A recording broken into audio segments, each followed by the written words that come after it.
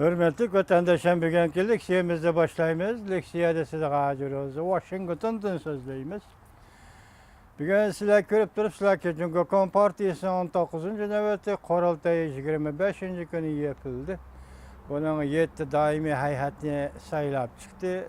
Xi Jinping, Li Keqiang, Wang Yang, Han Zheng, önündeki Jiang Leji, Li Jianshu, Wang Hu'nun Qatarlıq 7 rəhbər kişini saylap çıktı. Hazır matbuatla bunun ki siyaset özgürlüğü qandaq oldu aşının talaş tartış qılıb atdı.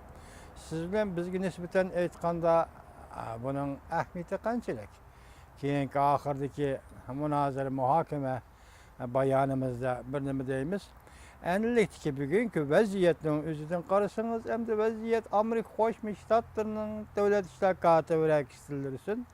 Muşu bir neçe gün içinde evvel Arabistan'ı, ondan keyin Afganistan'ı, ondan keyin Pakistan'ı ziyaret kılıp bulup bugün Hindistan'da ziyarette bulup vakit intayin ciddi boluş gerek.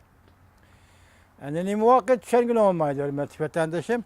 Biz ahırda bu ziyaret doğrusunda mı toxsilishimiz mümkün. Enindeki yana bir haberimiz şu ki Xudo xolasa kelarapta so'zlaganimizda so'zlaymiz, leksiyamizda so'zlaymiz. Hozir Amerika Qo'shma Shtatlarining Osiyo siyosati biroz jiddiylashyapti. Yana jiddiylashyapti. Hozir yaqinda yana Chavshan to'g'risida Amerika Davlat Majlisining Avom palatasi bir qonun loyiha ma'qulladi. Andan keyin Amerikaning dangdar siyosatchilaridan birisi Daynolar Rossell Tayvanga berib, Tayvan Amerika münasebetide hech qanday o'zgarish bo'lmaydi. Ya'ni demakchi, bu qachon Prezident Trump Junguni ziyorat qilgandimi, Tayvan hargiz Amerika Jungu munosabatiga qurbon bo'lib ketmaydi degan nutq so'zildi. Buni keyingi qatimliq leksiyamizni qoldiramiz. Andiki leksiyaning mavzusi mundaq birinchi leksiya.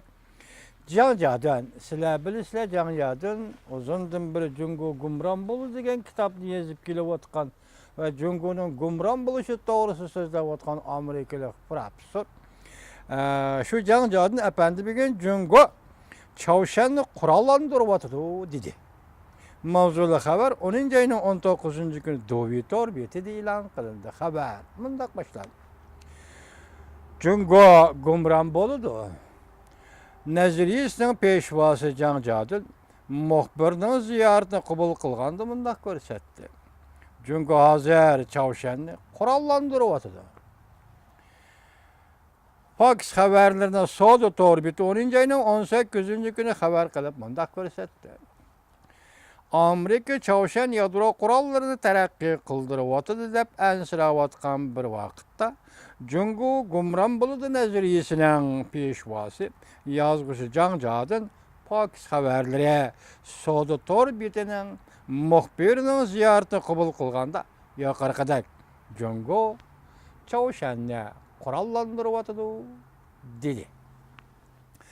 Jiang Jadun mundaq dedi. Junguning rais Xi Jinping Chavshanni yaqinligi bilan izchil ta'minlayapti.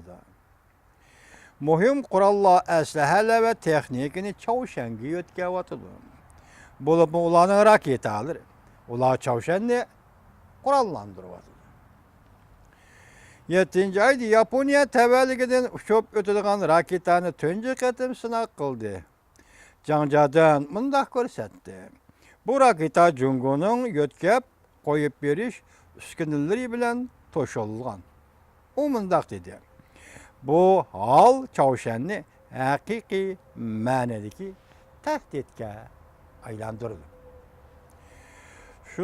Onundan başqa 2016-yil 8-oydan 2017-yil 2-oygacha va bu yil 5-oyda Chavshan qo'yib bergan raketa yo'l-chi belgilik raketadir. Jiang Jadun to'liqlab mundaq dedi. Bu Prezident Trump bilan Jungu rahbaridir. Suhbat tuzganda so'zlashadigan, muhokama qiladigan mazmunlardir. Jiang Jadunning qarashicha Prezident Trump hukumati navbatda Junguga va Chavshanga zaruriy tadbirlarni qo'llandi. Janjadu mundaq ko'rsatdi. Prezident Trump 9-ayning 21-kuni imzo qo'yilgan ma'muriy buyruqda asosan dunyoga jakolab, sen Çavuşan bilan savdo tijorat bordi keldisi qilsang bo'ladi. Sen Çavuşan bilan bordi keldi qilsang bo'ladi. Yoki biz bilan savdo tijorat qilsangmi bo'ladi. Lekin bir vaqtda ikki taraf bilan savdo qilishga bo'lmaydi. Bu deganlik ya sen Çavuşan bilan savdo qil, ya biz bilan savdo qil. Degan barliq kishilar bu so'zning jungo qartilganligini biladi deydi Janjadin. Prezident Trump buyruq tushirdi. Pensiyaga chiqqan 1000 nafar harbiy uçqunchilarning qismga qaytib kelishini buyurdi. Mavzuli xabar 10-ayning 23-kuni Vanvit orbitida e'lon qilindi. Bu qisqa xabar, qo'shimcha xabar. 5 burjaklik bino uçquchi kamchil deganda Prezident Trump haftaning 5-kuni buyruq tushirib, Amerika va armiyasining pensiyaga chiqqan 1000 nafar harbiy uçquchining qismga qaytib kelishini buyurdi. 5 burjaklik bino bayonotchisi Gray Roy mundaq ko'rsatdi. Amerika va armiyasiga navbatda 1500 nafar uçquchi kamlik qiladi. 8-ayda havo armiyasi ofitseri Hayder Wilson armiyaga 1555 nafar talabga loyiq uçquchi harbiy uçquchi kam edi deb ko'rsatgan.